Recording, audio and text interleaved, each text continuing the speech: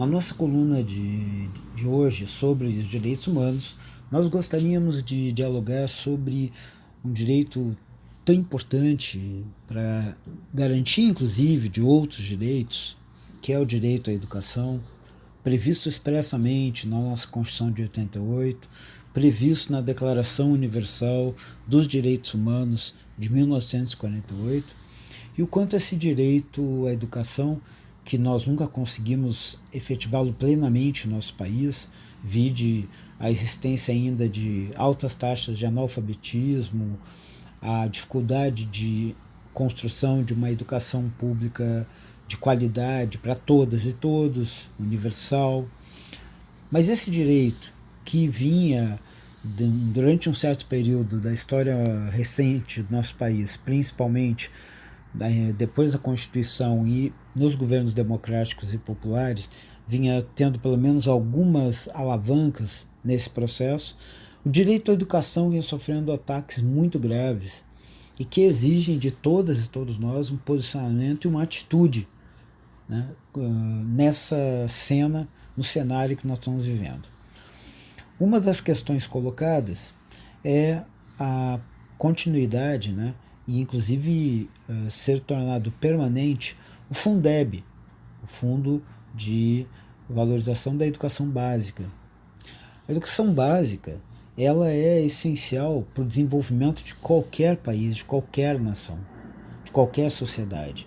A educação básica, ela é chave para o acesso de crianças e adolescentes a muitos outros processos de construção de conhecimento e, portanto, de fortalecimento dessas crianças e adolescentes nas suas trajetórias de vida.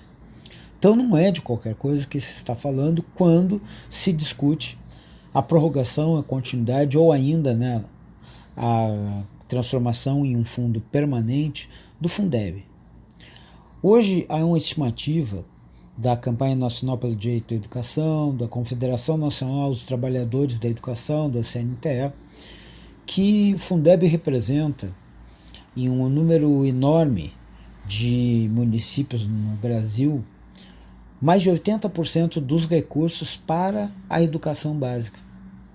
Imagine se o Fundeb não é prorrogado, o que acontece com a educação no Brasil. É uma tragédia. Se a educação no Brasil já vem sendo um tema de debate em função de muitas dificuldades, se nós já tivemos a emenda constitucional 95, aquela emenda chamada emenda da morte, que congela os gastos sociais, não só educação, saúde, assistência, cultura e tantos outros, congela por 20 anos, o Fundeb, o fim do Fundeb, a não prorrogação do Fundeb é mais um golpe mortal contra a educação. Então é fundamental que as pessoas entrem em contato, tem contato com um deputado que votou aqui de Campinas ou da sua cidade, qual ela seja, mande mensagem, mande e-mail, mande Twitter, faça postagem em Facebook, use todos os meios possíveis, porque agora em período de pandemia nós temos a dificuldade de não poder realizar com a devida segurança manifestações de rua, ou pelo menos isso é menos aconselhável. Nós não podemos nos calar, não podemos assistir à possibilidade de um desmonte ainda maior na nossa rede de educação. Mas, curiosamente, enquanto as entidades de defesa do direito à educação se organizam e organizavam para a defesa do Fundeb, entra na pauta do Congresso Nacional, da Câmara dos Deputados, um outro projeto que esse é uma somatória de maldade na área da educação. Uma das grandes conquistas das trabalhadoras e trabalhadores da educação foi o Piso Nacional do Magistério, né, que estabeleceu um valor nacionalmente unificado como mínimo para que todas e todos os educadores tivessem um salário com alguma dignidade, porque antes da existência desse piso nacional, periodicamente saíam na imprensa matérias informando que em alguns municípios do Brasil os professores e as professoras recebiam o salário básico do professor e da professora, o vencimento básico, menor que o salário mínimo. Então é um escândalo, é um escândalo. E o piso nacional do magistério veio exatamente para enfrentar esse escândalo e para conferir alguma dignidade à remuneração de professores e professores. Não vinha sendo fácil, não vem sendo fácil, porque, por exemplo, tem estados que se recusam a fazer o cálculo correto do piso, porque o que significa o piso? O piso é o vencimento básico, sem qualquer outro adicional para efeito do cálculo. Então, se o piso, pela lei, deveria ser 1.200, falando aqui em hipótese, né?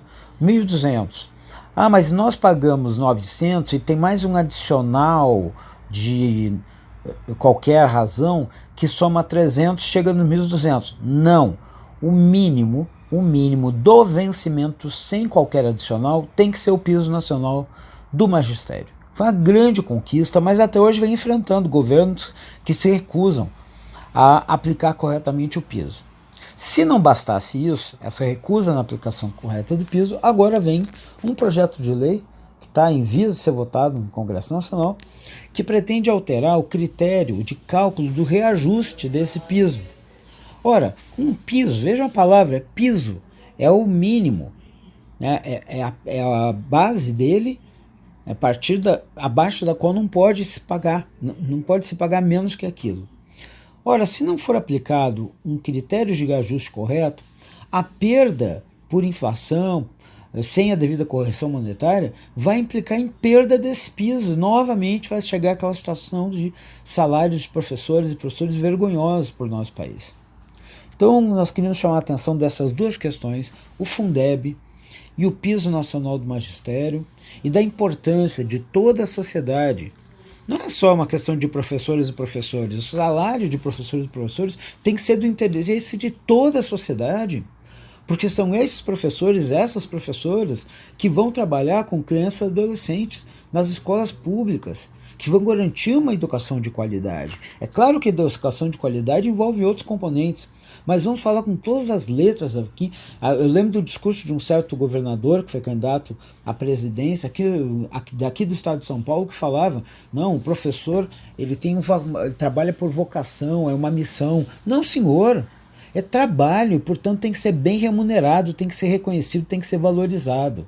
Jamais. Tem que ser reconhecido que a valorização salarial do professor é chave para o desenvolvimento da educação no nosso país. Então, piso salarial nacional do magistério e o Fundeb, duas questões fundamentais que nós gostaríamos aqui nesse momento chamar a atenção de todos e todas e pedir, ainda que nessas condições da pandemia, a maior mobilização possível. Uma, para garantir a prorrogação e continuidade do Fundeb, e outra, para rejeitar qualquer proposta que implique em redução dos critérios de reajuste do piso nacional do magistério, uma conquista não só de professores e professores, mas de todo o povo brasileiro. Muito obrigado.